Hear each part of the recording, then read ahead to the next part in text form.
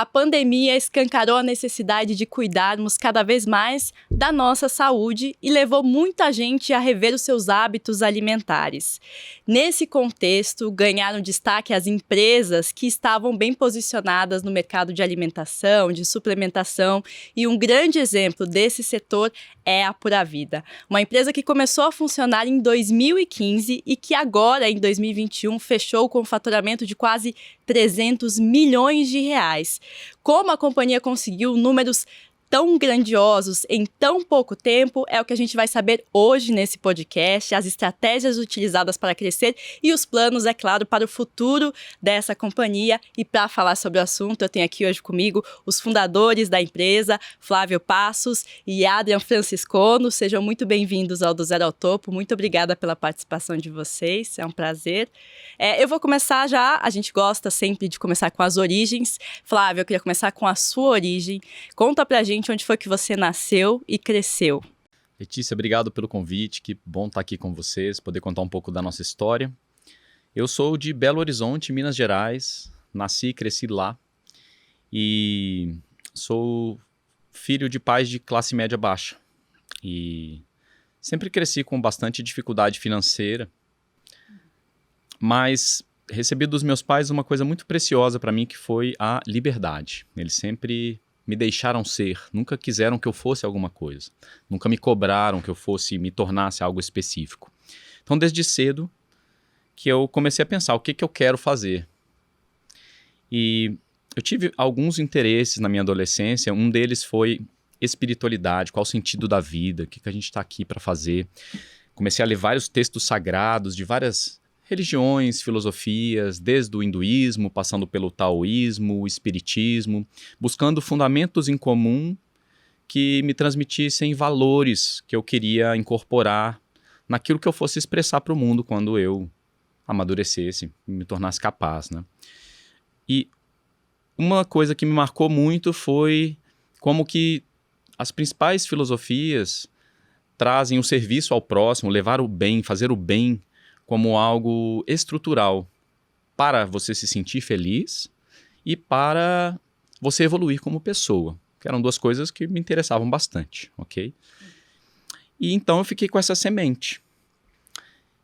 Quando chegou a hora de fazer faculdade, eu me interessei por marketing, eu passei no curso da PUC Minas, comecei a fazer e logo fiquei impressionado com o repertório de técnicas de convencimento e sedução da atenção e do interesse das pessoas e o potencial que isso tem. E também a responsabilidade que existe por trás de saber como se comunicar, né? Como tocar em gatilhos das pessoas. E isso se conectou com essa minha vontade de usar o conhecimento de marketing para expressar algo que fosse bom. Se algum dia eu for trabalhar para alguma empresa, que seja uma empresa que promove o bem, que eu vou ter prazer em acordar todo dia e usar o melhor do meu talento para que aquilo cresça, porque eu vou estar falando a verdade, porque eu não vou ter que falar algo que vai contra os meus valores. E só que estava muito distante disso na prática ainda, porque eu comecei o meu primeiro trabalho como um atendente de telemarketing. Eu era um atendente ativo, eu ligava para um catálogo de empresas gigante para atualizar CNPJ, endereço, e quando terminava a lista, começava de novo. Então era um entrapment da consciência, né? Você fica naquilo, quase que um loophole infinito. E depois de 3 meses eu falei, cara, com certeza não tenho interesse na minha vida em vender o meu tempo para algo onde eu não posso criar. Que desde criança que eu gosto de arte, gosto de desenho, gosto de literatura, sempre li muito. E o que seus pais faziam? Eles tinham algo relacionado também à criatividade, a criar a profissão deles ou não? A minha mãe não, minha mãe sempre foi funcionária de empresa, ligada principalmente ao serviço social. E o meu pai, sim, tem uma veia mais de empreendedorismo e de amor à natureza. Ele me ensinou a reconhecer a beleza da natureza, me trouxe para passar muito tempo da minha vida dentro de florestas, fazendo trilhas, contando histórias sobre os nossos antepassados indígenas. Então, meu pai me trouxe muita apreciação pela natureza. Recebi isso dele. Apreciação pela natureza e liberdade. 2 grandes presentes que meu pai me deu. E teve mais uma coisa que se juntou na estruturação da minha profissão, que foi uma necessidade fisiológica. Porque a partir dos 13 anos eu comecei a perceber que a minha saúde não era assim tão boa. Eu não tinha muito fôlego, muita coordenação motora, muita habilidade física. Eu tinha muita dificuldade de focar minha atenção nas coisas por períodos prolongados. Sofria bastante com enxaqueca.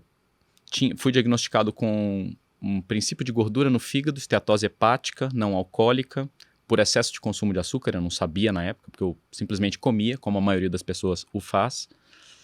E também síndrome do intestino irritável, várias doenças começaram a surgir e se agravando. Pré-diabetes, eu li, né? Pré-diabetes. Obesidade também era um problema, né? Obesidade era um problema e eu só piorava. 14 piorei, 15 piorei mais ainda, comecei a ter crises de dores intestinais. E numa dessas crises bem agudas, onde eu caí no chão de tanta dor, eu senti uma voz dentro de mim, da minha consciência, dizendo: você precisa fazer algo por você agora, porque isso só vai piorar. E eu passei a buscar o que poderia ser. E pouco tempo depois desse impacto, eu vi uma frase que me tocou e mudou a minha vida, que é: faça do seu alimento o seu remédio, que vem de Hipócrates, o grego, fundador da medicina, que ensinava que a primeira atitude no sentido de corrigir a saúde, não importa qual tipo de doença chegue para o médico, deveria ser corrigir o aporte nutricional, a forma de se alimentar, dando prioridade para alimentos densamente nutritivos que estão de acordo com a individualidade da pessoa, porque tem gente que digere bem algumas coisas e não digere bem outras, então identificar o que não cai bem, retirar o que está incomodando e priorizar aquilo que são elementos construtivos para a saúde. Fácil de compreender, mas não é tão divulgado quanto deveria ser. Não faz parte do nosso sistema de ensino, não é muito divulgado na mídia. Essa necessidade do indivíduo cuidar da própria saúde a partir das escolhas alimentares. Mas isso me tocou e fez um sentido imenso, né? Claro, aquilo que eu como é a matéria-prima da minha saúde, é isso que o meu corpo vai ter para se construir. E eu passei a buscar de uma forma como quem busca oxigênio, porque eu estava sofrendo, queria me livrar daquela dor, então foi um estímulo muito grande. Conhecimento sobre nutrição. E a primeira coisa que você descobre quando começa a pesquisar sobre nutrição é que é um território confuso, com múltiplos pontos de vista, com filosofias distintas, médicos e nutricionistas falando coisas diferentes sobre os mesmos alimentos, né? Lembra? O ovo faz bem, depois faz mal, depois faz bem de novo, depois faz mal de novo, né? Quem é leigo na primeira camada de contato com o conhecimento da nutrição se espanta com toda a confusão que tem em torno do tema. Mas eu estava realmente interessado, né? Eu precisava entender, então busquei várias perspectivas para buscar também com o mesmo raciocínio o que há de comum, o que faz sentido, o que não é específico de uma filosofia nutricional.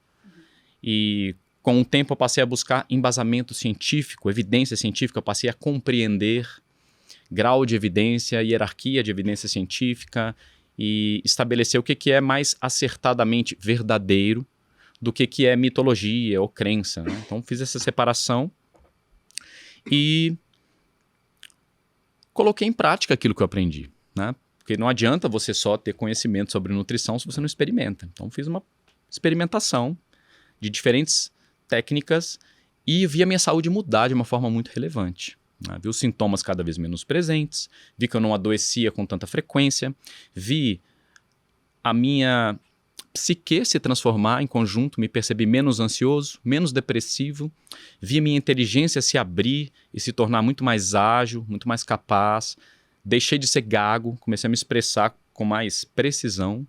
Então, eu fiquei encantado. Falei, cara, tem um segredo nisso. Será que isso afeta mais pessoas? Aí eu fui estudar sobre o impacto da nutrição na saúde e percebi que a principal atuação dos nutrientes é na saúde metabólica. É como o corpo coleta a nutrição e transforma aquilo naquilo que você sente, experimenta, né? E eu percebi que as doenças de cunho metabólico, as doenças de cunho inflamatório, são as principais responsáveis pelas mortes atualmente. De acordo com um relatório publicado em 2020 pela OMS, estamos falando de 6 em cada 8 pessoas. É muita gente, é um problema imenso. Então eu percebi que não era só uma questão minha. E a partir desse momento, eu comecei a perceber que eu precisava fazer com que esse conhecimento da nutrição que eu estava aprendendo, que eu tive a oportunidade de viajar para os Estados Unidos e aprender, viajar para a Índia, estudar o Oriente, a Ayurveda e a compreensão que eles têm. Enfim, foi uma longa jornada. Continuo na jornada de aprendizado, isso não encerra nunca, né? Isso não tem fim. Mas eu voltei e percebi que eu precisava trazer esse conhecimento para as pessoas. Então, as pessoas me perceberam, as pessoas do meu círculo me perceberam muito diferente.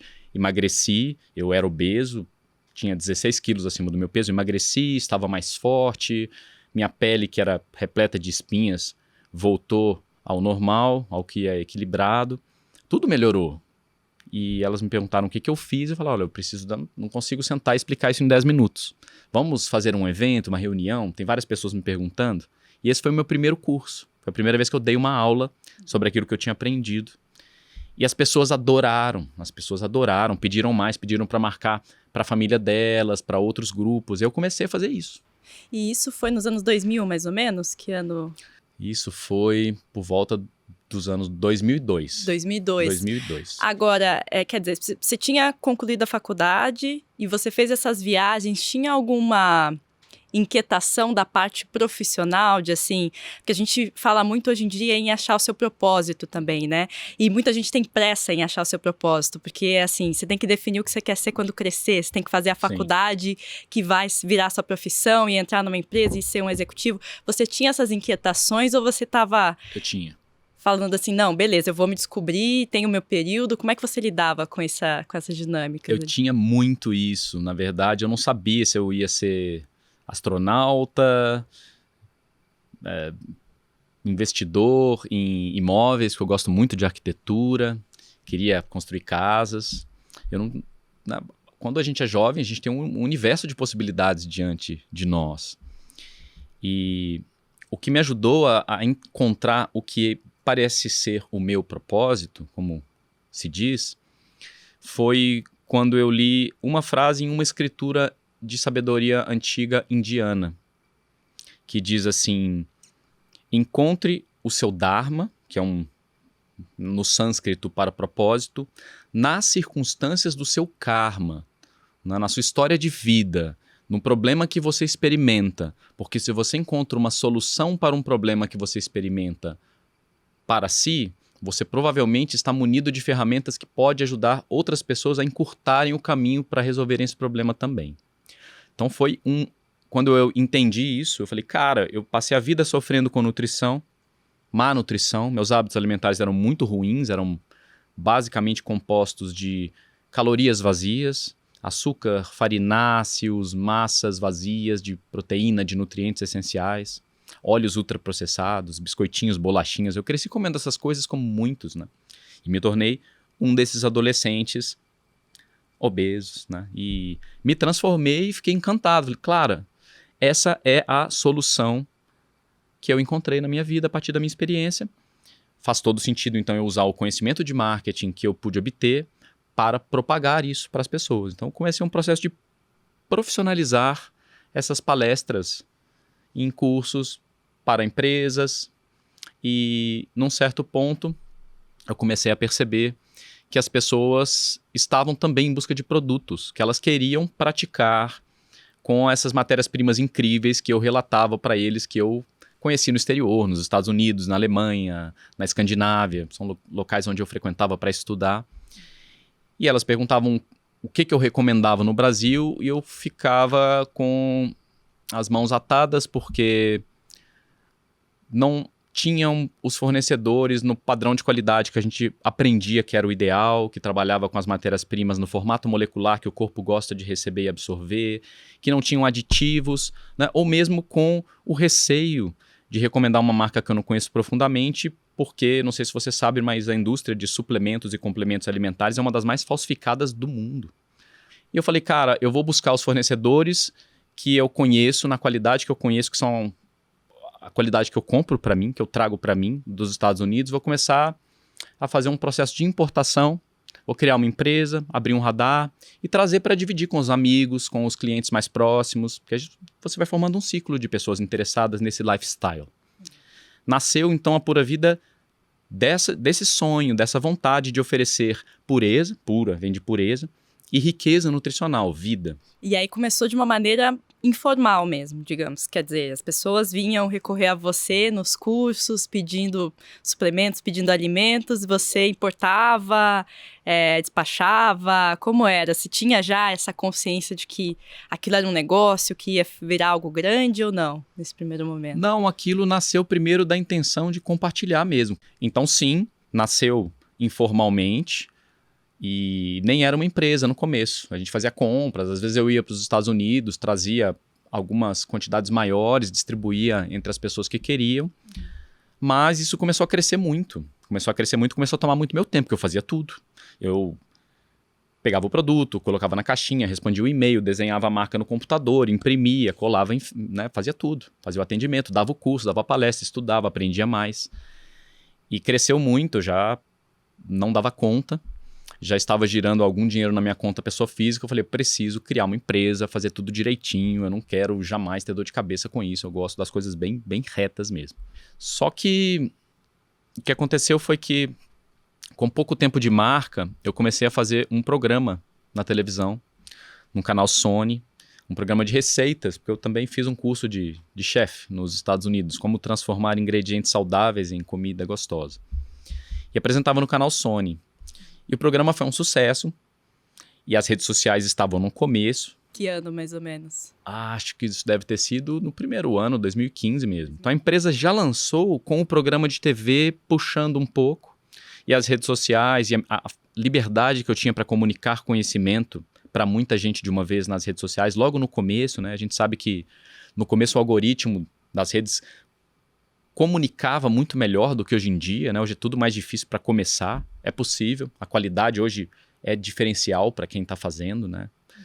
E no começo a gente também surpreendeu por sempre colocar muito preciosismo na verdade científica que a gente comunicava, sempre ser muito exato, sempre sem fazer overpromise, né? Que é prometer mais do que você de fato está entregando, sem exagerar.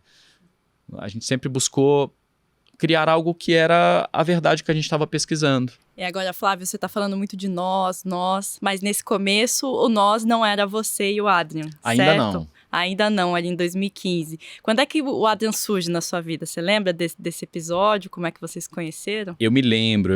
Eu sonhava, né? Eu tinha alguns sócios na época, mas eles eram mais idealistas, né? No sentido de criar ideias do que operacionais, executores. Uhum. E eu sonhava em ter alguém que pudesse me ajudar a materializar com consistência as visões, as ideias, os produtos, os padrões, o sistema de criação, para que a gente pudesse criar uma engrenagem para atender o máximo possível de pessoas. E numa dessas, vou contar primeiro a minha parte da história, depois ele entra. Versão. Afinal de contas, já fiz aqui um podcast quase solo antes dele falar, né? Peço desculpas por isso. Eu estava nessa época, tinha acabado de lançar a marca, e eu fazia 2 trabalhos, palestras para grupos e retiros. Eu levava pessoas para locais na natureza para viver uma imersão, onde a gente fazia passeios em silêncio na floresta, por exemplo, e conversava sobre aquilo que é saudável, se conectava com a natureza e comia uma alimentação preparada, com comida de verdade, ingredientes saudáveis. Então era bem legal.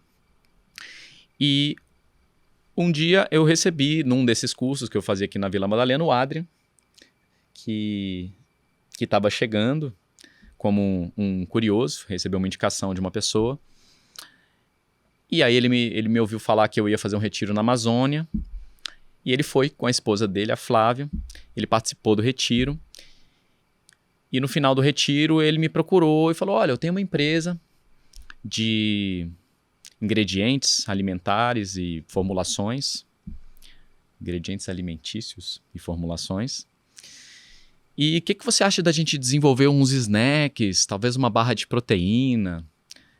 Aí eu falei, puxa, eu estou procurando justamente isso, uma empresa parceira legal. E a gente começou a conversar por ali, É claro que tem muito mais sobre isso, mas vou passar a bola para ele agora. Foi ali o começo, né? Agora é isso. Foi. Passando a bola para o Adrian já, foi uma massoterapeuta que te indicou o Flávio, é isso? Conta essa história. Foi. Eu lembro na época, eu fazia quiropraxia, né? Então eu fazia sessões regulares com essa profissional. E interessante, eu falava sobre alimentos naquela época, eu adorava falar sobre isso. E ela tinha muito interesse em me ouvir. Eu falei, putz, meus amigos não dão bola, na família acha que eu sou maluco. Mas eu falava das experimentações que eu estava fazendo com alguns suplementos e essas experiências. Eu acho que naquela época ela era a única pessoa que me dava ouvidos, né? E aí nessas sessões ela falou, poxa, você precisa conhecer o Flávio. Eu não sei qual a expressão que ela usou, mas era algo assim. Ele fala algumas coisas como você, ou ele pensa algumas coisas da mesma maneira. Mas nesse dia eu falei, pô, Flávio, legal, mas a gente acabou engrenando a conversa e segui. E depois na sessão seguinte ela falou, olha, vai ter uma palestra do Flávio aqui, era no próprio local. Que tinha um centro ali na Vila Madalena, que tinha massagem e tinha espaço para cursos. Vai ter um evento aqui, que vai estar o Flávio, ele vai falar sobre saúde intestinal, né? E aí aquilo me chamou a atenção, porque já naquela época eu me interessava entre essa conexão entre o intestino e o cérebro, o impacto disso na nossa saúde, e eu era um louco por probióticos, são suplementos específicos para isso, era um aficionado, queria experimentar. Eu perguntava muito sobre isso. E aí eu falei, pô, eu vou nessa palestra, né? Inclusive, quando eu ia para os Estados Unidos, eu falei, você quer alguma coisa? Ele falava assim, traz algum probiótico para mim. E a gente sempre falava, se a gente não morrer com esse, a gente vai tá tudo bem, né? A gente ficava experimentando, isso tem um impacto importante. E aí eu fui nessa palestra, eram 20 pessoas, e aí o Flávio começou a falar sobre protocolos de saúde intestinal, e eu sempre conversando com as pessoas do lado para entender o que elas estavam achando, e uma pessoa me falou, olha, vai ter um retiro na Amazônia, e aí o Flávio vai aprofundar um pouco sobre esse tema. Eu achei interessante. Numa situação normal, eu jamais iria num retiro na Amazônia, né? Mas eu cheguei em casa, falei, Flávia, a gente vai fazer um retiro na Amazônia. E ela não entendeu, ela falou, você tá brincando, né? Mas não, algo me dizia, putz, eu tenho que ir para a Amazônia para participar desse retiro. Depois eu percebi lá que não ia ter televisão, né? Ter uma alimentação, fiquei um pouco preocupado, mas eu fui, levei meu chocolate, meu kit e fui para a Amazônia. E lá, acho que no último dia, a gente sentou para conversar. E aí a gente começou a ter essa conversa sobre alimentos, sobre essa paixão, puta, vamos desenvolver esse produto, a gente pode fazer essa combinação desses ingredientes, a gente pode lançar isso, lançar aquilo. E acho que é aí que a gente se conheceu.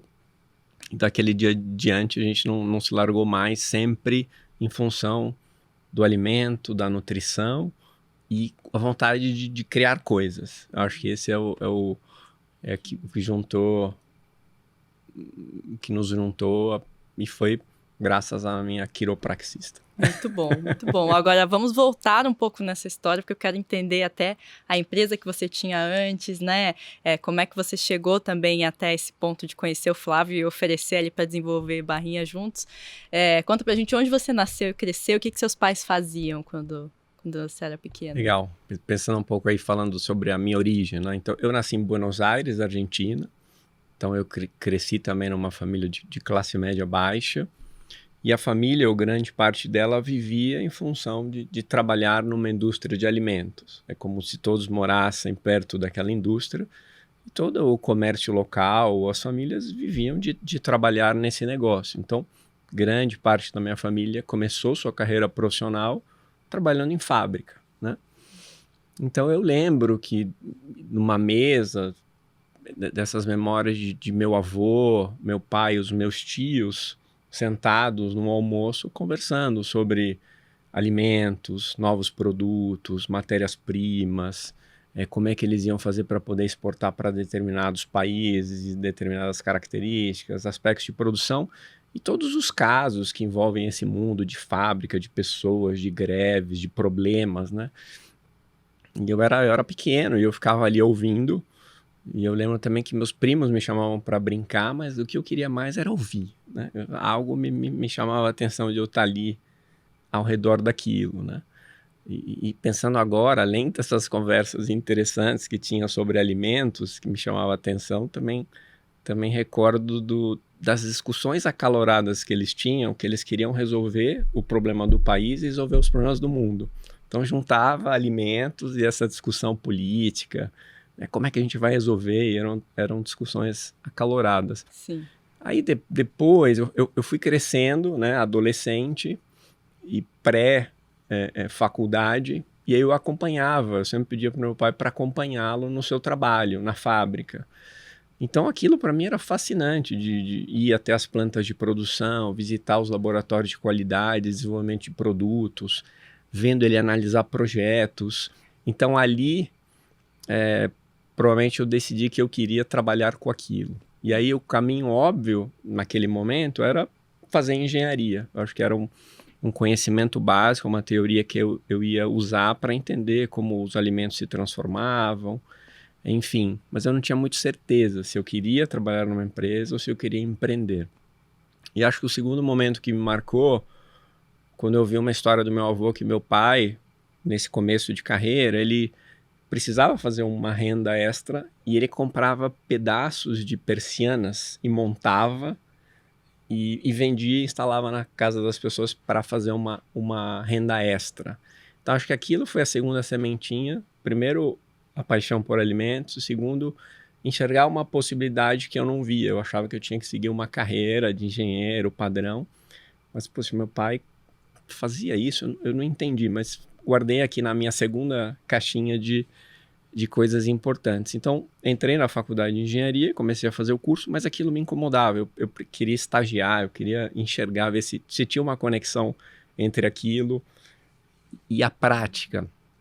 E eu não conseguia estagiar, então apareceu um estágio numa trading, uma empresa que fazia negócios internacionais de alimentos.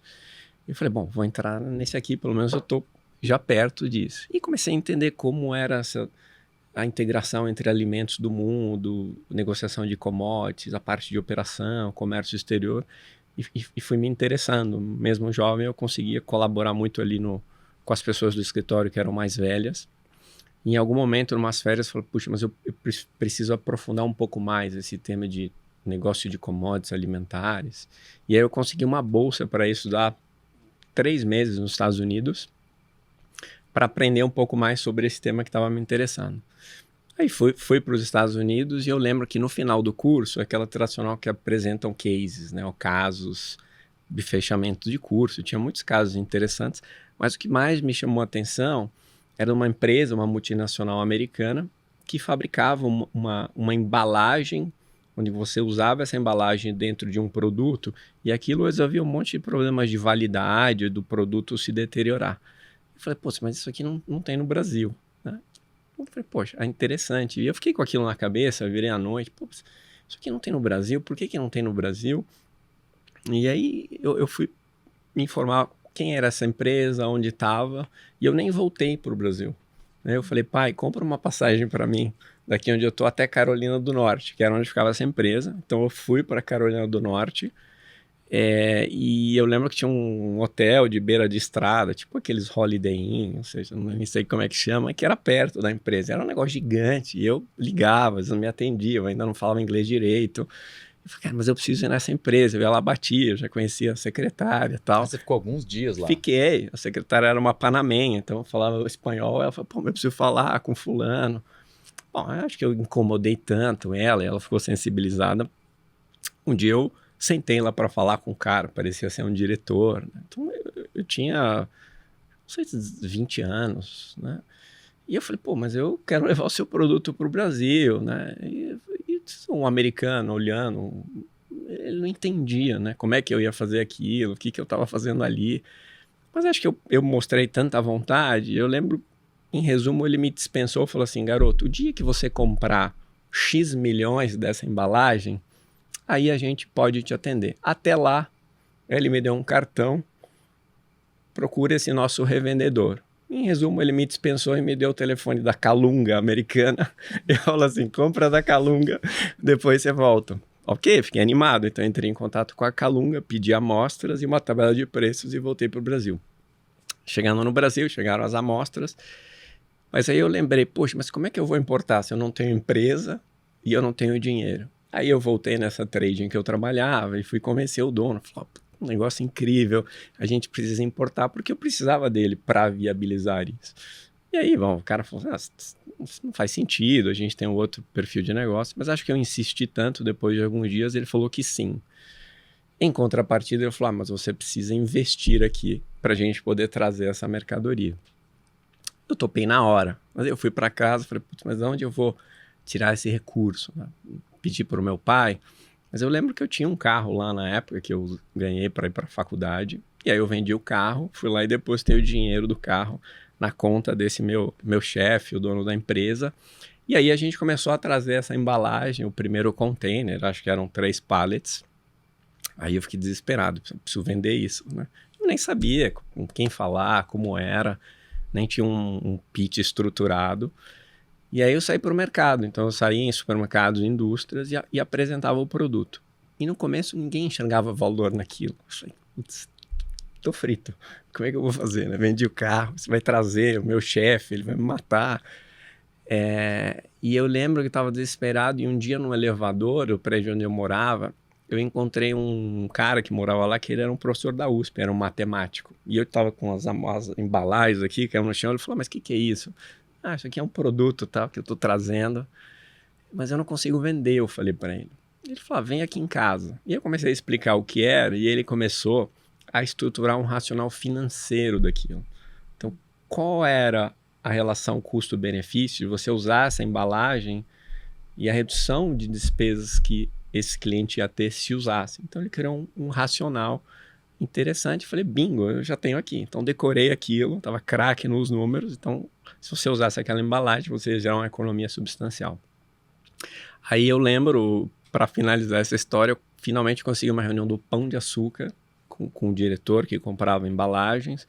Mostrei aquilo, ele falou, poxa, interessante. Ele falou assim, olha, se você conseguir convencer cada gerente de cada loja que a gente tem no Brasil a usar essa sua embalagem, a gente tem um negócio. E aí eu lembro que eu fiz 422 lojas, visitei pessoalmente lá com 20 anos, eu tinha um kit, e eu preparava, bom, no começo foi um desastre, sai daqui garoto tal, depois eu fui azeitando esse pitch, mostrando, e aí a gente fechou o negócio, e aí foi com esse capital que eu gerei desse estágio, né? Foi através do estágio que eu gerei esse recurso que eu consegui montar a minha primeira empresa, aí sim dedicada àquela minha paixão que era o alimentos, e aí eu criei essa empresa como jovem empreendedor a fornecer ingredientes naturais para a indústria, né? Peraí, só curiosidade, você foi, e para que servia essas embalagens? Para embalar o quê, no fim das contas? Você vendeu para quê? Esse era interessante, todo mundo aqui vai entender. Você sabe quando a gente ia no supermercado, e eu achei aquilo fascinante, porque aconteceu isso comigo quando eu ia no supermercado com a minha mãe, que a gente comprava aqueles cortes de carne em bandejas, e aquilo vazava um sangue enorme, sujava o carro. Então, basicamente, era uma embalagem que você colocava entre o produto e a embalagem final, e ela fazia a retenção daqueles líquidos e aumentava a validade do produto. Então era uma coisa super simples, mas aquilo não existia no Brasil e eu achava aquela ideia incrível porque eu ajudava minha mãe nas compras e eu falei, bom, aquilo tem que estar no Brasil. E tão interessante foi que 2 anos depois, essa empresa americana veio se instalar no Brasil e até hoje fabrica esses produtos, né? Então foi muito interessante através do estágio.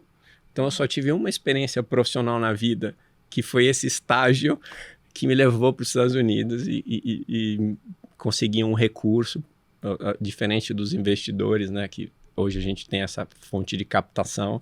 Acho que esse foi meu recurso inicial para montar um negócio. E aí, sim, criei a primeira companhia aos 22. E teu chefe entrou como sócio de novo ou não? Meu chefe entrou como sócio, mas depois ele saiu. Tá. Foi bom até, então eu precisava desse começo estar com ele para convencê-lo, mas aí já numa condição diferente, onde eu tinha os recursos e eu sabia o que eu queria do ponto de vista de companhia, qual que era a proposta de valor dela, né? E interessante aí para conectar com a Pura Vida, essa companhia foi crescendo, né? Então, com 22 anos, eu tinha empresa e eu fui me relacionando com a indústria. Então, basicamente, eu me interessava em pegar os produtos da indústria que tinham na prateleira, ler os ingredientes, e eu ia na indústria e falava, pô, mas a gente pode conseguir mudar um pouco os seus produtos, muito atrelado do ponto de vista do consumidor. O que era importante para o consumidor com relação a quando a gente consome um alimento, né? Então, eu já tinha essa visão lá atrás. E a empresa ia crescendo, então o número de pessoas, mas em mim sempre tinha uma sensação de frustração. Pô, mas 23 anos, empresa crescendo, por que a frustração? Basicamente era porque, por mais que eu tentasse ir nessas big foods ou grandes indústrias e tentasse oferecer algo que eu tinha certeza que era melhor para a marca e para o próprio consumidor, invariavelmente a gente acabava numa discussão de redução de custos.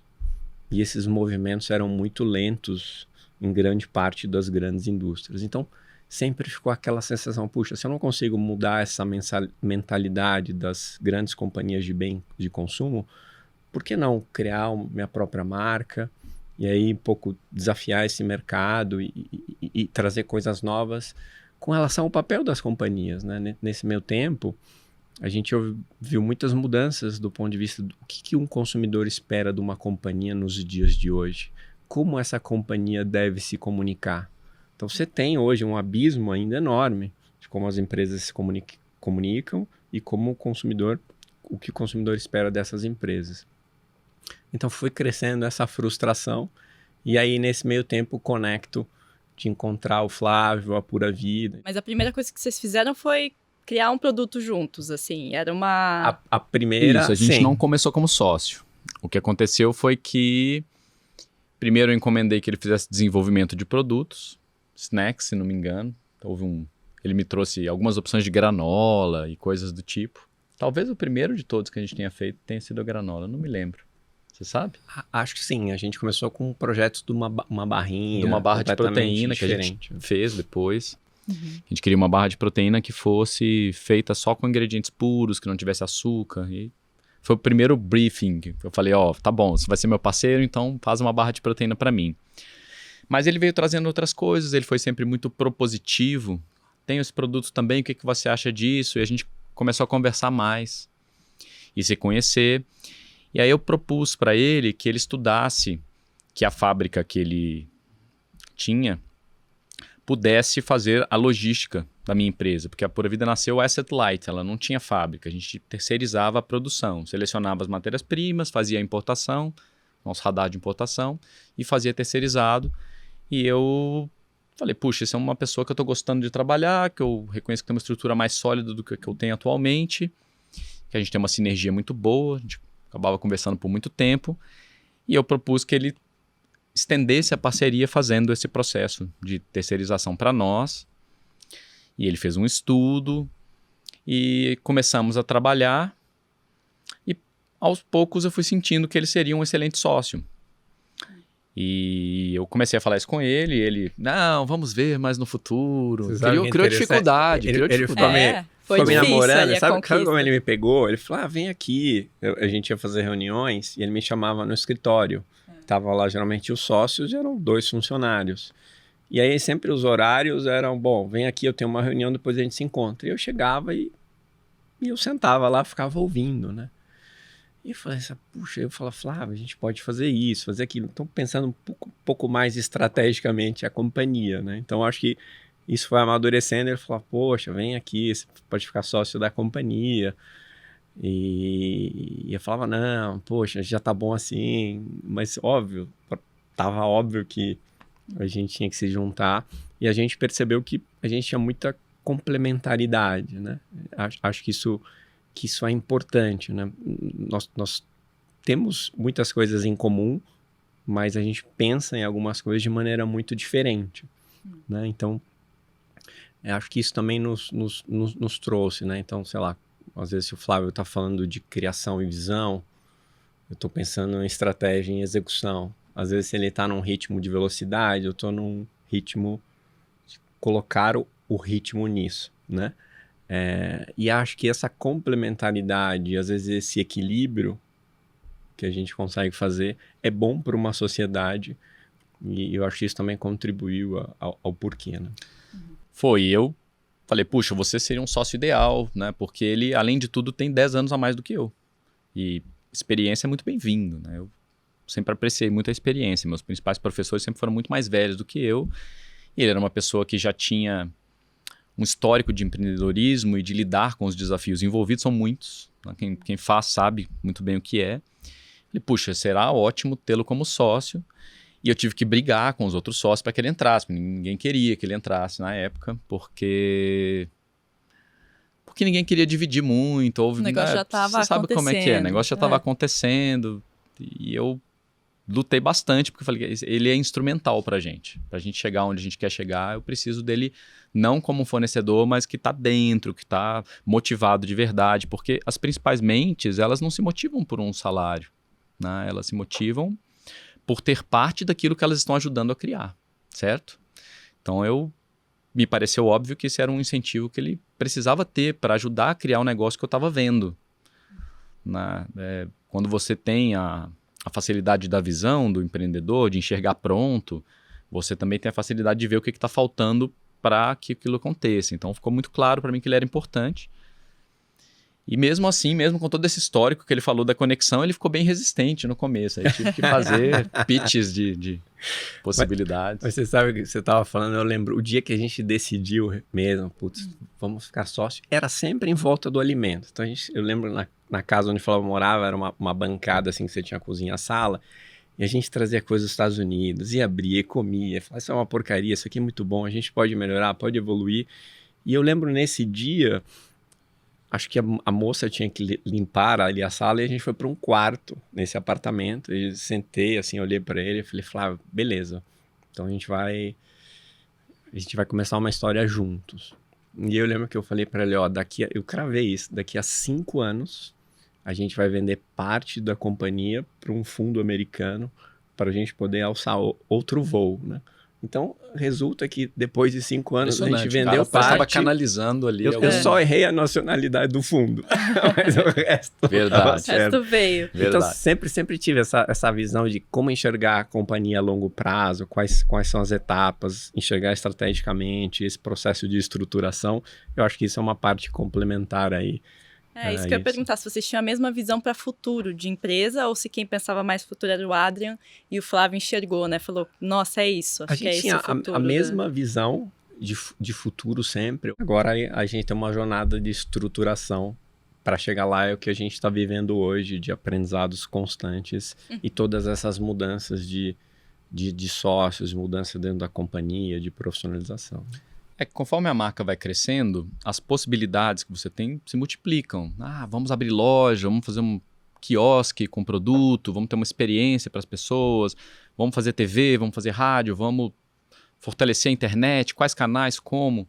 Então tem o desafio de escolher o que você vai priorizar, né? No começo fazíamos eu e ele, e depois que entrou um outro sócio, investidor, nós começamos a entender que a empresa só chegaria no próximo patamar se nós criássemos uma equipe que criasse isso junto conosco. Então, é dividir também as decisões, dividir a estruturação. Que é o processo mais atual, né? Mas eu quero voltar lá no começo, de assim...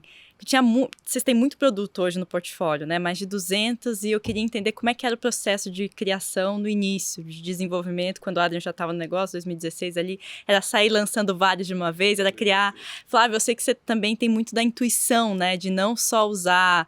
que acho que a gente hoje fica muito preso a pesquisas de mercado. A gente tem 2 tipos de empreendedor no Brasil. A gente fala muito empreendedor mais das antigas, que era só na base da intuição, e o novo que parece que às vezes é só na base das pesquisas ali, dos dados total.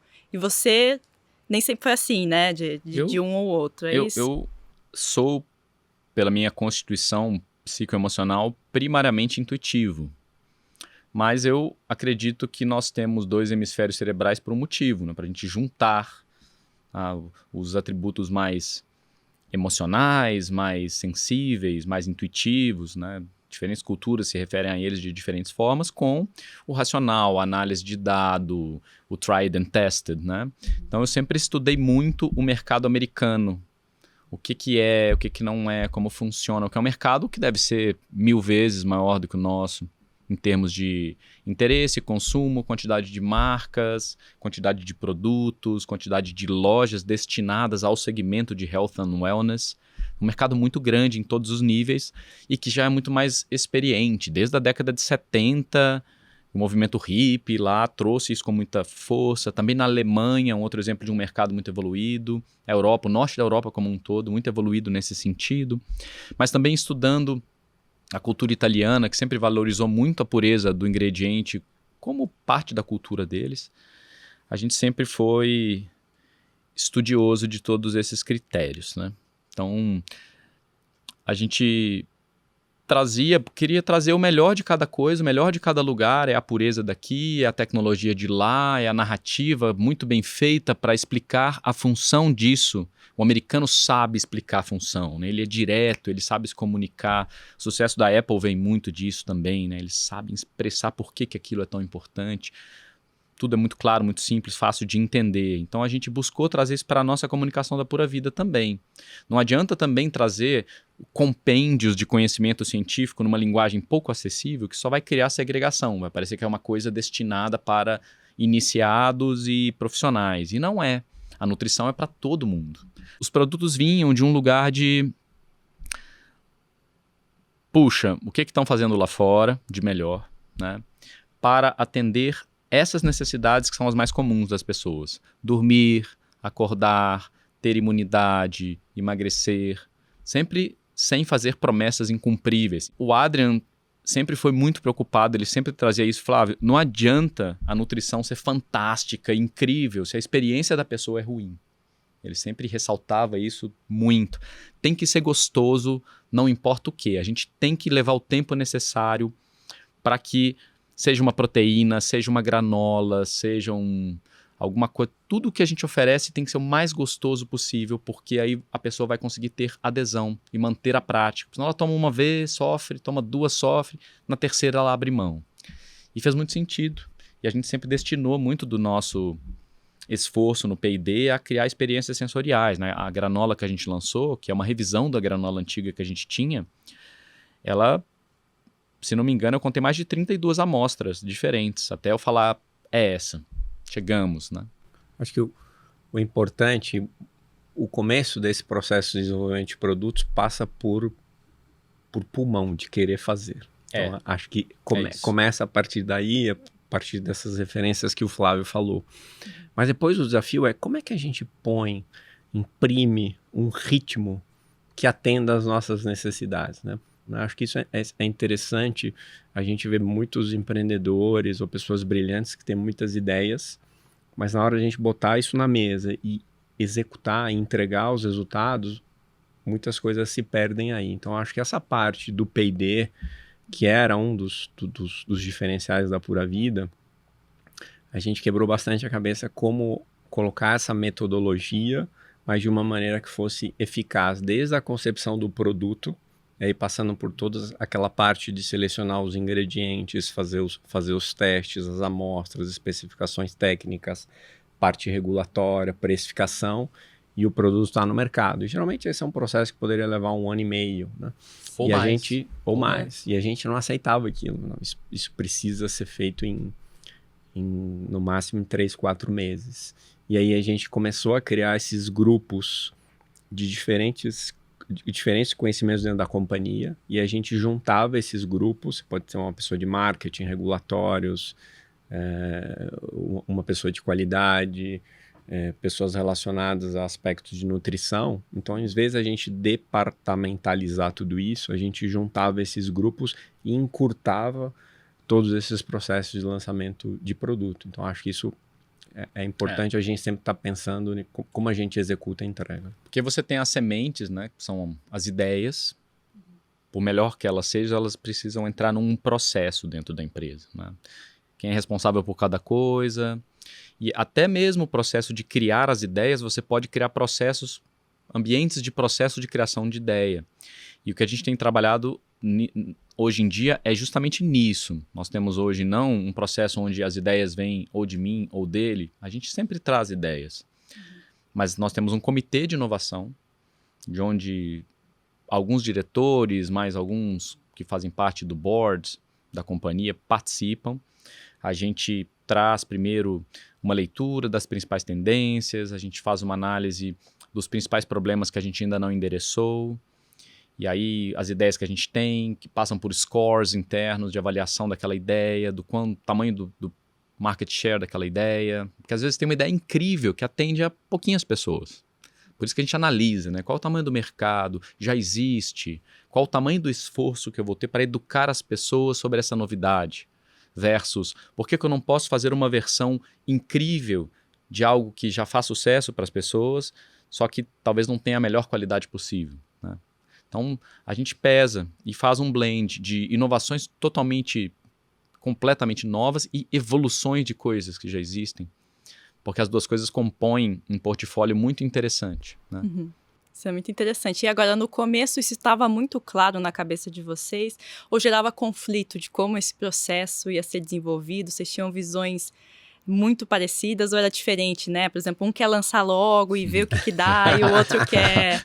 Essa é uma ótima pergunta. Como é que era? Assim, como eu falei, quando o Flávio tá na velocidade, eu tô no pace, no ritmo. E aí, óbvio, a gente foi aprendendo a trabalhar essas questões e criando pactos, né? Mas acho que... Eu sou mais jovem, né? Eu sou mais impetuoso, eu quero fazer, eu quero acontecer, eu tô com energia, sim, né? Sim. Ele já tá mais experiente, calejado, fala, olha, dá para fazer, mas vamos num pace mais calmo. Mas você sabe que isso passa um pouco da evolução de você trabalhar e amadurecer uma sociedade, né? Porque às vezes, todas essas épocas, quando ele vinha, precisamos acelerar, eu concordava, às vezes eu estava mais indignado com ele. Mas ali eu precisava colocar o equilíbrio, senão a gente perdia o controle. Mas internamente, óbvio, sabe, você querer fazer acontecer e ver esses processos se desenvolverem. Então, também teve um amadurecimento da nossa parte de como a gente faz essas negociações da priorização, das coisas que estão ou não funcionando. Acho que também teve uma evolução de entender qual é o papel de cada um e como a gente pode tirar o melhor para a companhia nesse contexto. E, por último, quando a gente tem... a gente está aberto para pontos e contrapontos, é muito rico. Então, na nossa estrutura e com o novo sócio... Tem muito dessas discussões, né? De, bom, você tem uma visão, mas eu tenho uma distinta. Dali a gente vai construindo processos interessantes.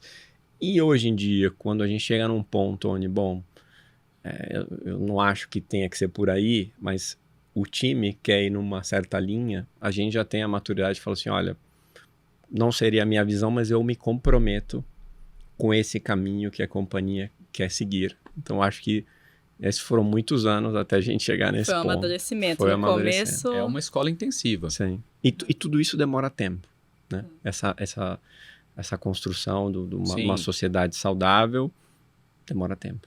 E até complementando um pouco disso que você perguntou, conforme a própria companhia amadurece, não só a gente vai ganhando experiência com o tempo, entendendo o tempo que as coisas efetivamente levam, onde que elas param, né? Para a gente não ter problema na engrenagem das criações, a própria implementação do processo é algo que traz muito mais visibilidade e compreensão do que leva, de onde que parou, e isso reduz qualquer processo de ansiedade ou qualquer divergência sobre se as coisas estão deveriam ser mais rápido ou mais lentas. A partir do momento que a gente seta o processo toma conta. Isso é uma característica de uma empresa que conseguiu amadurecer, né? Que o que determina o timing não é a vontade ou a intensidade do esforço, mas o tempo que ele leva, porque o processo já é eficiente, porque a estrutura já foi construída. Agora, tem uma outra questão do início de vocês, que é de começar na estratégia muito do e-commerce, né? De vender os produtos online, que hoje em dia a gente fala de pós-pandemia, faz muito sentido, mas também tem essa questão de, no caso de vocês, alimentos. As pessoas querem provar, querem testar, né? E a gente vê muitas lojas de produtos naturais, assim, que os produtos começam sendo vendidos ali. Vocês não, começaram no e-commerce. Como é que vocês fizeram para crescer no começo? As estratégias estavam muito ancoradas no Flávio, né, que já era uma figura pública por conta do programa, ou que outros mecanismos aí vocês utilizavam para desenvolver? E isso é bem legal, porque uma das coisas que chama a atenção dos investidores sobre a nossa empresa é que o nosso faturamento é primariamente vindo do e-commerce, numa grande proporção. Por muito tempo ele foi tudo, depois ele foi reduzindo porque os clientes começaram a pedir para os lojistas que tivessem Pura Vida. Então a gente começou a receber contato dos lojistas e a gente criou um departamento para atender os lojistas e aí começou-se a, obviamente, a venda para o lojista começa a tirar um pouco do faturamento, né, proporcionalmente, da venda direta para o consumidor. Mas como começamos com um projeto de ensino que tinha produtos e continuamos, e as redes sociais só amplificaram isso, o programa de TV só amplificou, a relação das pessoas sempre foi muito direta com a empresa. Né? Então nós temos hoje o que? 60% do faturamento no D2C. 60 e poucos por cento é direto ao consumidor, e o resto por canais diversos, varejistas. E as nossas estratégias sempre foram comunicar com o máximo de clareza a razão de existência dos produtos, no caso da empresa propriamente dito, né? Sem nunca deixar de dar um suporte do conhecimento geral sobre saúde, né? Para que os produtos fizessem parte de um contexto. O contexto é muito importante, né? É muito diferente eu simplesmente jogar um anúncio na sua frente sobre um novo produto ou colocar ele numa prateleira e você simpatizar com a embalagem, clicar e querer saber mais, pura e simplesmente, né? Do que você passar por uma aula, um podcast, uma leitura de um post que te transmitiu algo que você não conhecia, que era importante para você entender algo que você está passando na sua saúde. E com isso a gente conseguiu reunir mais de 1 milhão de seguidores hoje em dia, nas redes sociais. Mais de 2 milhões de pessoas já participaram dos nossos eventos mais estendidos, palestras online, muita gente já participou, acho que mais próximo de 3 milhões, o número mais atual. Eu criei um curso que reuniu 16 mil alunos, um curso de várias semanas, onde eu pude transmitir um conhecimento muito mais embasado do que eu consigo nas redes sociais, que são fragmentos, para mais de 16 mil alunos. A gente está modelando para relançar agora em 2022 na forma de uma plataforma ainda maior de conhecimento, com um ticket mais baixo para que mais pessoas possam ter acesso e compreender esse conhecimento que é essencial, que é o Pura Vida Prime, que a gente deve lançar no começo do segundo semestre.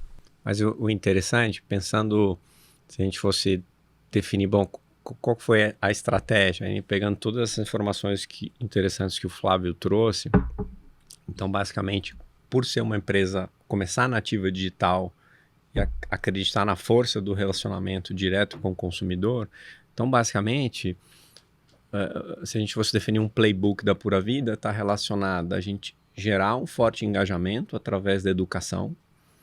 Aí, através desse conhecimento, as pessoas passam a consumir os nossos produtos e aí vem muito valor naquilo, ao ponto delas passarem a recomendar esses produtos para outras pessoas. Então, basicamente, esse é o catavento, é o flywheel, como a gente fala, que move essa love brand chamada Pura Vida, né? Então, parte desse princípio e, óbvio, você tem toda uma estrutura de design, de qualidade, de marketing, ferramentas muito interessantes de marketing de performance. Você tem a parte de análise de dados, né? Então, como a gente mapeia a jornada do nosso consumidor, aumenta o número de pontos de contato e através dessas informações a gente consegue hipersegmentar qualquer tipo de interação que a gente tem com o consumidor, né? Então, se a gente vai lançar um produto para sono, às vezes a gente pode ter uma abordagem com a Letícia diferente, de repente, do que para sua mãe. Então, isso parte dessa análise de dados e a gente conseguir compilar aquilo, né? Então, tem essa estratégia do início da companhia, que também está atrelada, é muito mais fácil eu conectar com alguém falando do que com um logo. Então, no início da companhia, fez todo sentido a gente ter o Flávio aí como a cara da marca.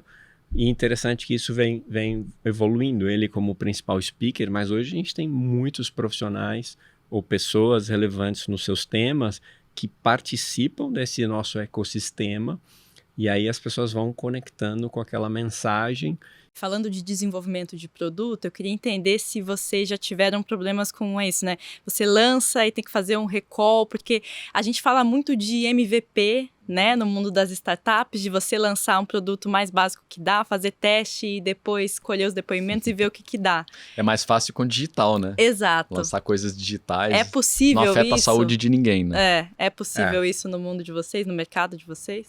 Eu acho isso foi um aprendizado. Então, acho que o papel da companhia, se a gente queria desafiar o modelo e criar coisas incríveis em pouco tempo, porque a gente sabia que ia ajudar muitas pessoas e fazia parte do nosso propósito, óbvio, envolve assumir alguns riscos em função dessa velocidade, da vontade de fazer acontecer. Óbvio que você não pode perder, quando você fala de desenvolvimento de produto, a premissa principal é qualidade, né? Todas as matérias-primas que você vai usar, e os produtos, os processos produtivos que você emprega. E a segurança, porque afinal de contas estamos trabalhando com algo que Sim. A pessoa vai ingerir. Né? Então, em primeiro lugar, segurança e qualidade. O que a gente aprendeu em Perro foi sempre em questões burocráticas, né? Então, a legislação, se você pode botar uma palavra ou outra, se a embalagem pode ser assim ou assado. E aí, no começo, a gente desafiava isso. Mas por que a gente não pode falar? Por que nos Estados Unidos pode, aqui não pode? Isso. Por que na Inglaterra pode, aqui não pode? Algumas matérias-primas você pode usar sobre certas circunstâncias, mas você tem estudos no mundo inteiro onde você tem comprovação científica que aquilo é aplicado. Às vezes essa matéria-prima que era incrível só podia ser usada na indústria farmacêutica. E a gente brigava muito com isso. E eventualmente a gente sofreu um pouco aí com algumas adequações regulatórias que a gente tem que colocar em prática, mas a empresa sempre foi crescendo e a gente foi aprendendo a partir disso. Então, hoje a gente tem comitês de inovação, comitês de desenvolvimento de produto, onde a gente tem uma equipe robusta que analisa todos esses aspectos, às vezes que fogem sobre a forma como a gente pode comunicar, ou alguma informação que a gente tem que colocar na embalagem, o tamanho da letra, enfim, todos esses aspectos. E acho que isso faz parte do amadurecimento da companhia, passar por essas dores de crescimento. E falando de amadurecimento, uma coisa que veio em 2020, que me imagino que foi fundamental para o amadurecimento, foi a entrada de um fundo de private equity, que foi a Aqua Capital, né, uma gestora brasileira, que veio investir em vocês. Então, como é que foi? Primeiro, vocês estavam já buscando um aporte naquele momento? Como é que foi o contato com o fundo e essa decisão de pegar o investimento? Eu acho que a gente tem bem claro como essa evolução da companhia, as etapas, né? Então, eu lembro que esses anos, eu falei para o Flávio, eu acho que chegou o momento de a gente trazer novos sócios para a gente poder alçar voos maiores. Então, aquilo estava claro. Cresceu muito, apertou para a gente, para mim e para ele, a gente precisava de sócios que efetivamente aportassem qualidade, trabalho, profissionalização e tudo que a empresa precisava para o projeto prosperar.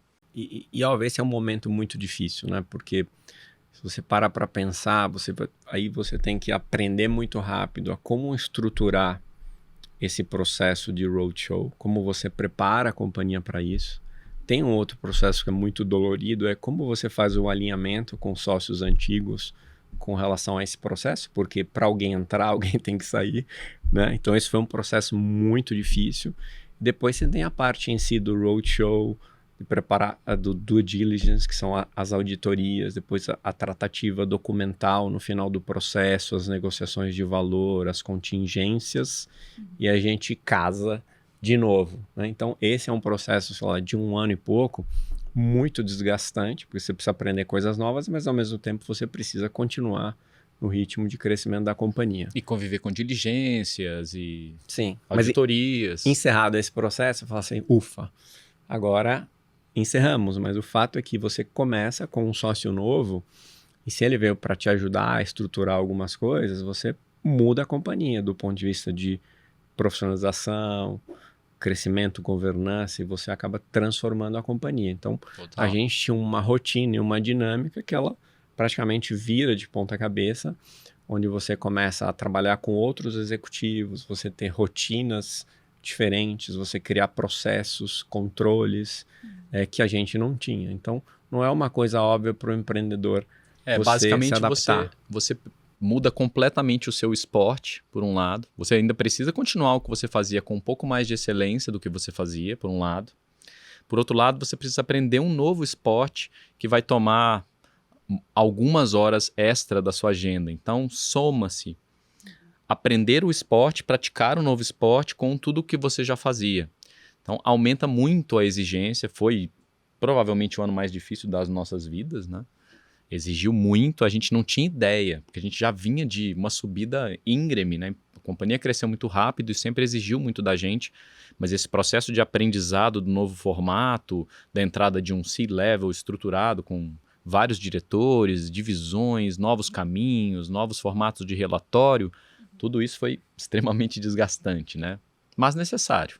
Sim, acho que esse desconforto faz total sentido e a gente tem parceiros brilhantes e cabeças que estão aportando muito nessa construção da companhia do futuro. E acho que tem essa questão do empreendedor, ele sempre fala muito de liberdade, né? De você ter a sua liberdade para criar, para produzir, e isso muda bastante quando vem o fundo, né? Vocês sentiram falta dessa perda? Como é que vocês veem essa? Isso é uma ótima pergunta. E, obviamente, que todo criador que realmente ama o que criou e colocou amor e intenção verdadeira fica muito preocupado toda vez que vai entrar um sócio, porque é mais alguém querendo dizer para onde que a coisa deve ir. Nós fomos muito cuidadosos no momento da negociação da entrada de um novo fundo para nos resguardar o direito de veto ou mesmo a autonomia naquilo que nos era mais importante na companhia, que era qualidade de produtos e liberdade de expressão daquilo que a gente comunica, ok? Que são a essência, a alma daquilo que a gente faz. E, para mim, nunca foi uma oposição permitir que o novo investidor tivesse mais controle do caixa, do financeiro, né? Porque eu sou uma pessoa mais ligada ao propósito, mais à criação. Então, do ponto de vista do meu trabalho criativo ou da qualidade dos ingredientes que a gente utiliza, nunca me foi pedido nenhum tipo de alteração, nenhuma economiza nisso daqui porque a gente precisa de mais margem. Eu nunca vi isso acontecer. Então, acho que parte vem do nosso cuidado de procurar não só nos resguardar contratualmente esse direito, mas parte também vem de ter escolhido um parceiro que entendesse que o nosso valor está justamente aí. Aí está a nossa riqueza. E se você começa a mexer nisso, você destrói tudo. Então, acho que os investidores mais sábios, mais experientes, eles reconhecem que no melhor do que eles têm para oferecer como investidores, eles são generalistas. E os especialistas são quem construiu. Então, eles precisam conceder a liberdade para não desnaturar o negócio, não mudar a qualidade por completo. E eu acho que essa lição está cada vez mais bem compreendida pelo mercado. Concorda com isso? Concordo.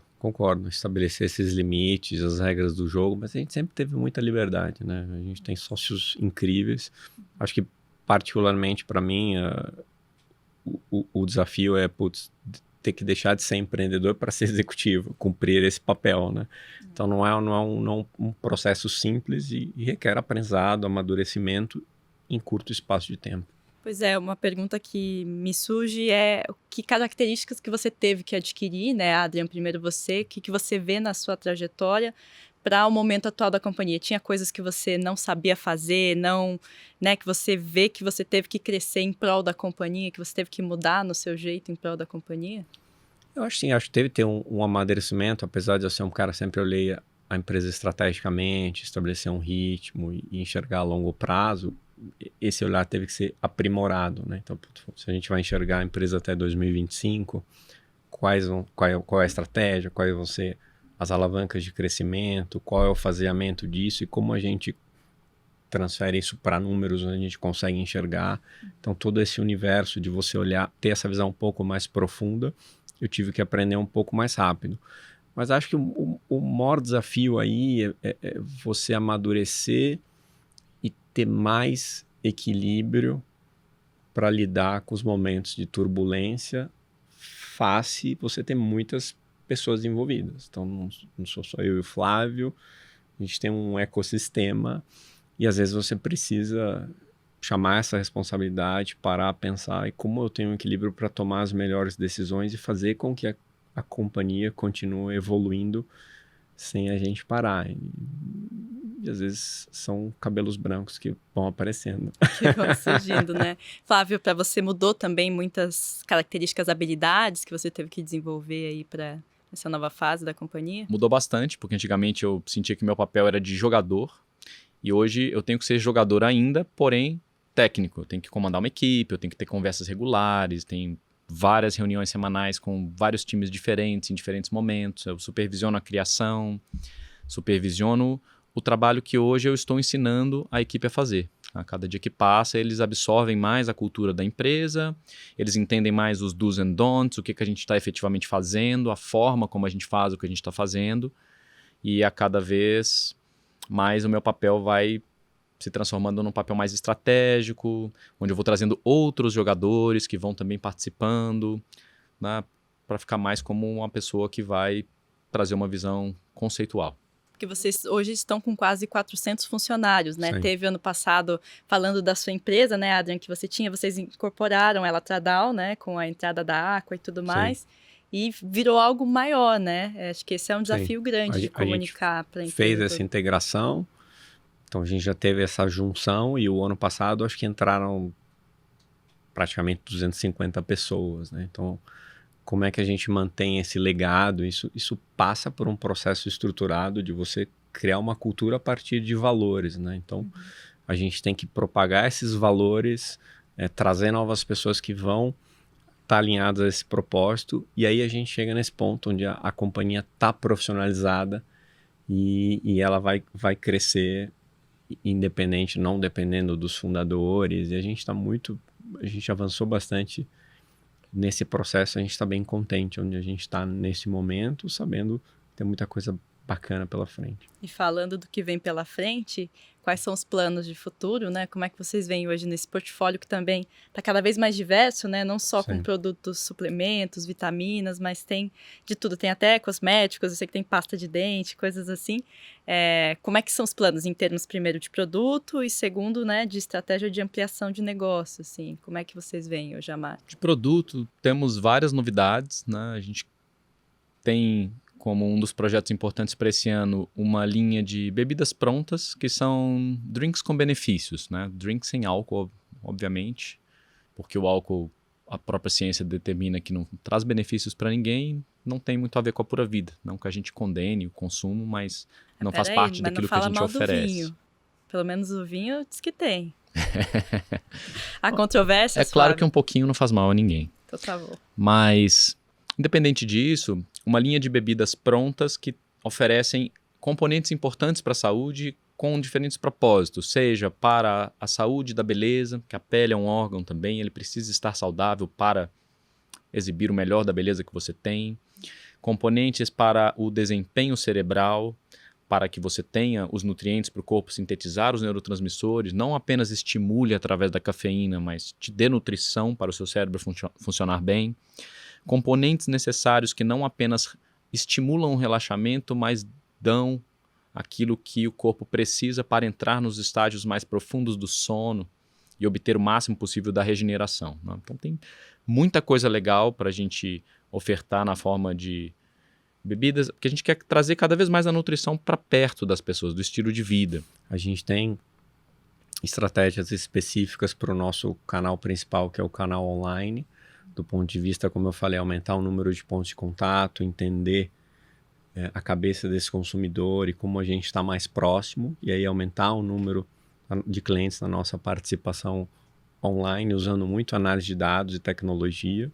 Depois, para o outro canal nosso, que também é importante, que são os nossos revendedores, os lojistas, que tem um papel fundamental nessa estratégia, né, da marca estar presente no ponto de venda e você gerar aquela conveniência, essa experiência positiva, é ter uma expansão geográfica estruturada e também para estar nos nossos planos, colocar no ar essa alavanca de crescimento importante para a companhia, que é essa nossa nova versão da plataforma de conteúdo. A gente vai criando esse ecossistema e pegando esse tema das margens e o tema dos custos também está nesse nosso roadmap.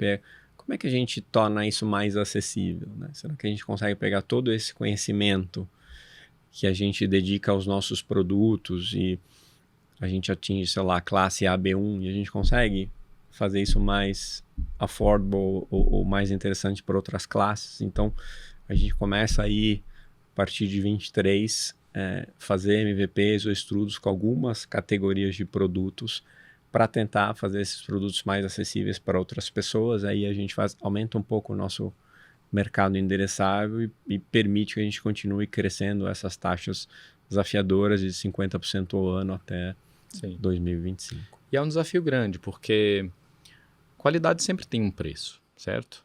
Então, a melhor matéria-prima, ela sempre vai custar mais caro. A não diluição em maltodestrina, como eu dei o exemplo no começo, vai custar mais caro. Então, como é que você traz o melhor para quem não pode pagar mais caro, né? Então, é um desafio. Quais são os recursos que a gente pode fazer? Quais são as sinergias entre componentes nativos do Brasil que a gente pode trazer para oferecer nutrientes mais acessíveis dentro da proposta, de cumprir aquilo que o corpo precisa com o mínimo possível de investimento. Mas está nos planos, sim. Tá um desafio futuro, muito interessante. Agora, falando de desafio, eu queria partir para um ponto mais pessoal, porque na trajetória do empreendedorismo a gente sabe que tem muitos desafios e eu queria entender, o Flávio até ressaltou o momento mais desafiador da companhia como um todo, mas eu queria entender para vocês, como pessoas, como gestores, como profissional que às vezes leva toda aquela carga para casa, né? Qual que foi o período mais desafiador da carreira? Porque a gente, enfim, saiu de um processo de pandemia também, está saindo, né? Que muita gente se viu estressada e com problemas de saúde mental, e já que a gente está falando de uma marca também que sempre busca, né, trazer um maior equilíbrio para as pessoas, como é que vocês, se vocês já passaram por um momento mais difícil, vocês lembram qual foi cada um e como é que, né, conseguiram sair dessa?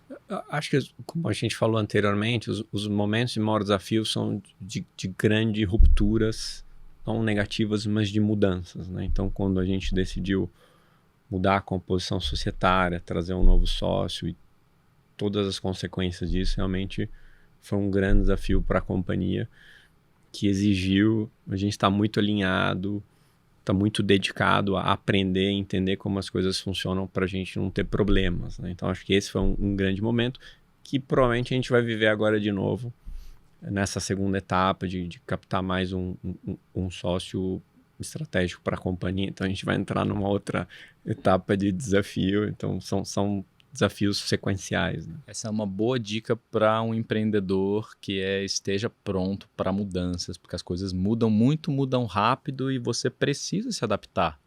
Você precisa crescer junto com a necessidade, né? E para mim, pessoalmente, 2020 foi particularmente difícil porque minha vida mudou por inteiro. Minha vida profissional mudou com essa mudança de ter que entender a chegada de um novo sócio e subir o nível de tudo que eu já fazia. As expectativas aumentaram muito, mas eu também na vida pessoal tive uma mudança. Eu terminei um relacionamento de quase 7 anos, mudei de casa, mudou tudo de uma vez, né? E eu lembro que às vezes a gente pensa que é só um conceito mental, que a gente atravessa essas coisas, né? Mas, nossa, foi tanta mudança, foi tanta ruptura que o meu sistema emocional sofria muito. Eu lembro que eu passei alguns dias sem conseguir comer, com náusea, às vezes vomitando, sem sair nada, porque eu não comia, né? Então, assim, emagreci muito, perdi 7 quilos, perdi minha força, meu vigor.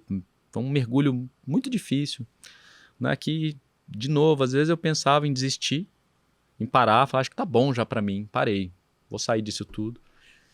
Mas aí eu lembrava do meu comprometimento com os meus valores, por que eu fazia o que eu fazia, aí você entende o valor de um propósito.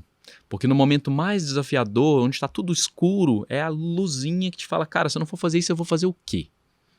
Eu já entendi que o meu caminho é esse. Não tem jeito, não tem para onde desistir, não tem para onde correr. Então isso foi uma coisa que me norteou muito a atravessar esse momento. 2021 foi uma sucedânea disso, né? O momento é longo.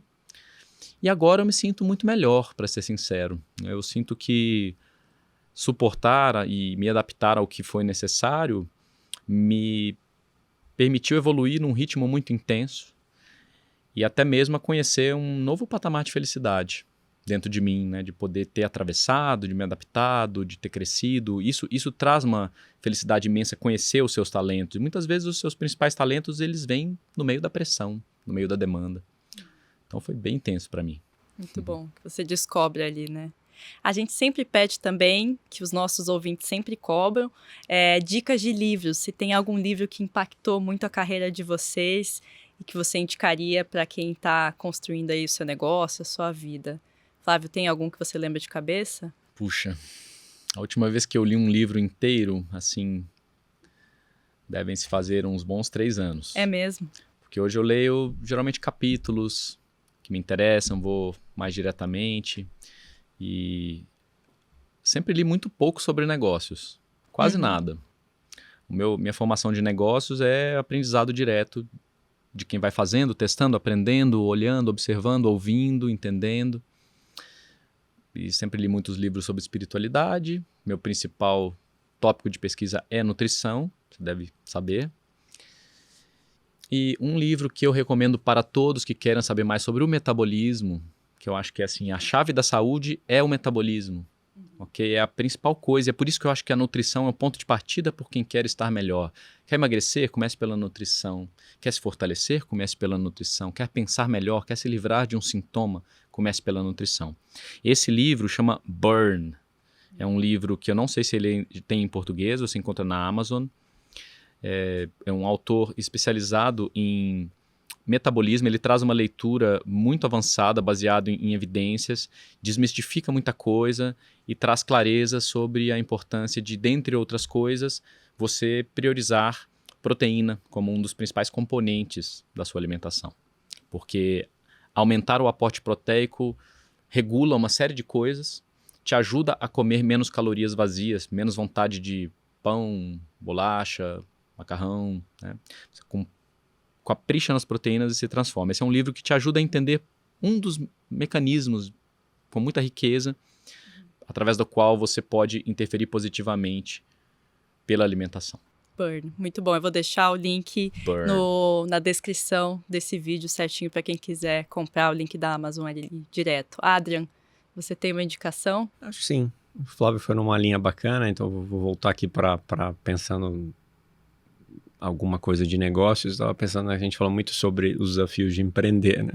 Então eu lembrei de um livro que eu li, sei lá, uns 5, 6 anos atrás, que chamava O Lado Difícil das Situações Difíceis, que acho que é um livro muito recomendado sobre gestão, mas para quem não conhece, é um livro de um cara que chama Ben Horowitz, que é um empreendedor do Vale do Silício, onde já investiu, fez a gestão e vendeu muitas empresas de tecnologia, predominantemente.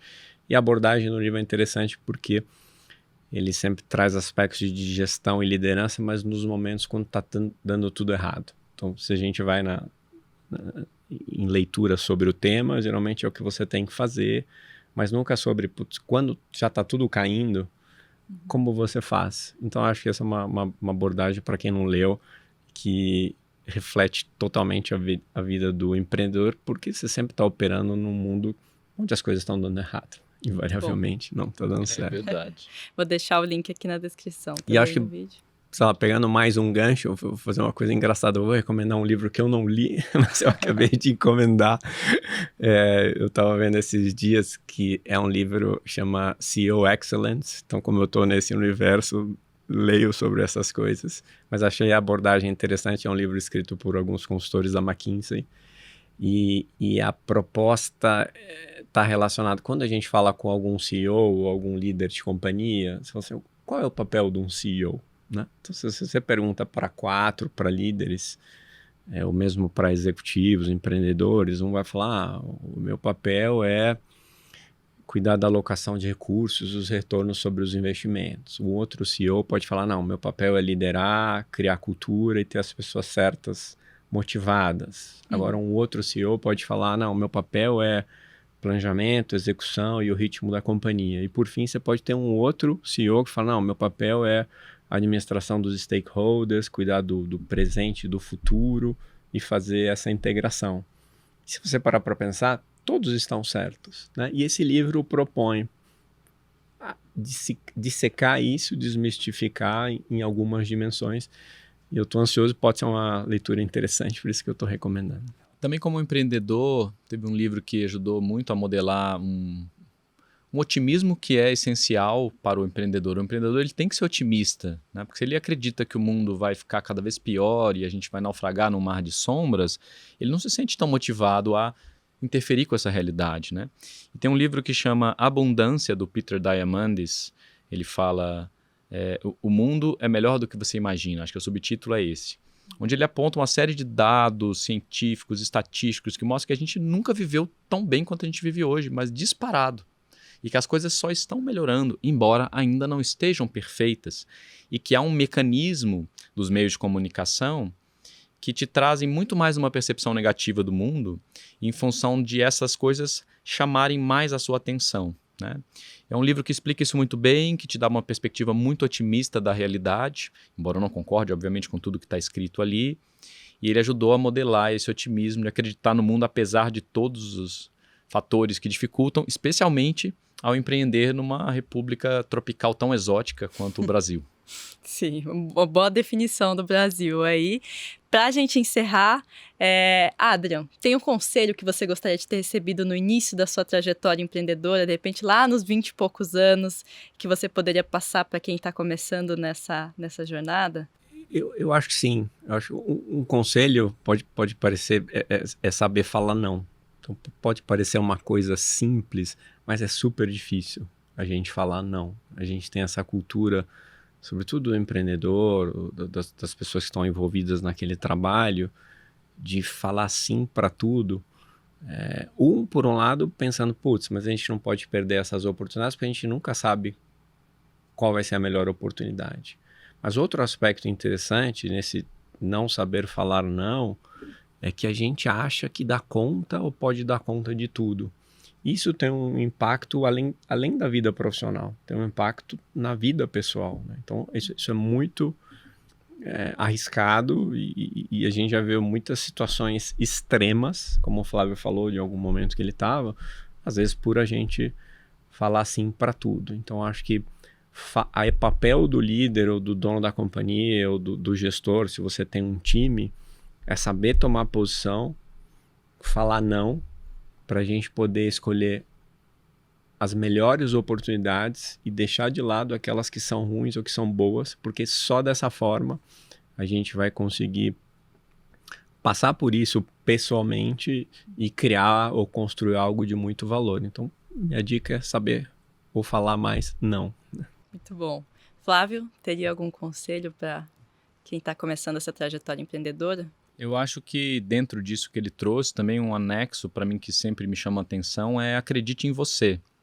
Quando o que você sente acerca de uma situação não te parece certo e alguém te diz uma outra coisa, leve em consideração o que está vindo, claro, sempre, mas cheque com o seu interno se isso é verdadeiro, se isso faz sentido, se isso é coerente, se isso encaixa, porque isso também ajuda a dizer sim ou não, né? E eu gostaria muito de não ter passado por cima de mim em várias ocasiões. Muitas percepções que eu tive e não executei, ou muitas situações onde eu confiei um pouco mais do que eu deveria ter confiado. Se eu tivesse sido um pouco mais autoconfiante num sentido bem íntimo acerca daquilo que eu estava percebendo e sentindo, provavelmente eu teria evitado certas coisas. Então, acho que essa é uma boa. Acredite em você mesmo num sentido.